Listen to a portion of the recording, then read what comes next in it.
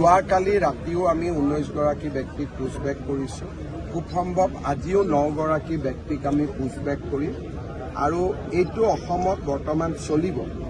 আৰু কিন্তু এইটো ঠিক যে লাখে লাখে মানুহক পুছবেক কৰাটোতো সম্ভৱ নহয়, কিন্তু যিমান দূৰ সম্ভৱ আমি পুছবেকৰ কাম হাতত লৈছোঁ। NRCত নাম থাকক বা নাথাকক, যদি আমি বুজি পাওঁ যে তেখেত বিদেশী, আমি তেওঁলোকক পুছবেক কৰিম। এইটোৱে বৰ্তমান চৰকাৰৰ নীতি। NRCত নাম থকাৰ পিছতো যদি আমি বিদেশী বুলি গম পাওঁ, কাৰণ NRCত নাম বহুতে চলে বলে কলে কৌশলেও সোমাইছে। কোনোবাই কৰিমগঞ্জত যদি চাহাবুদ্দিন আছে, বাইহাটা চাৰিআলিৰ পৰা মানুহে গৈ তেওঁক বিচাৰি আনিছে, আনি কৈছে পিতা পুত্ৰৰ মিলন হ'ল। গতিকে যি ধৰণে অসমত NRC হ'ল সিয়ে গোটেই প্ৰক্ৰিয়াটোৰ ওপৰতে বহুত সন্দেহৰ সৃষ্টি কৰে।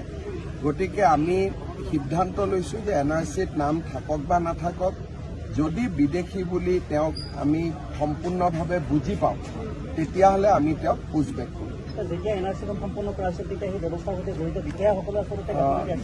গাফিলতি বিষয়াসকলৰো আছে, কিন্তু যিসকলে এই কামটো কৰে তেওঁলোক ইমানে বুদ্ধিমান যে আমাৰ বিষয়াসকল ইমান বুদ্ধিমান নহয়। নতুন দিল্লীৰ পৰা হৰ্ষ মণ্ডৰ বুলি এজন বিশেষ ব্যক্তি আহি অসমত 2টা বছৰ কেম্প কৰি লৈছিল। বহুকেইজন ডেকা যুৱকক আমেৰিকা আৰু ইংলেণ্ডত পঢ়ুৱাই লৈ আহিছিল অকল NRCখনত কেনেকৈ NRCখন বেয়া কৰিব পাৰি। এই ধৰণৰ ষড়যন্ত্ৰবিলাক আমি সেই সময়ত গম পোৱা নাছিলোঁ, আমিতো সাধাৰণভাৱে লৈছিলোঁ। এতিয়া এই ঘটনাবোৰ মুখ্যমন্ত্ৰী হোৱাৰ পিছত মোৰ নলেজত আহিলে, তেতিয়া মই মুখ্যমন্ত্ৰীও নাছিলোঁ।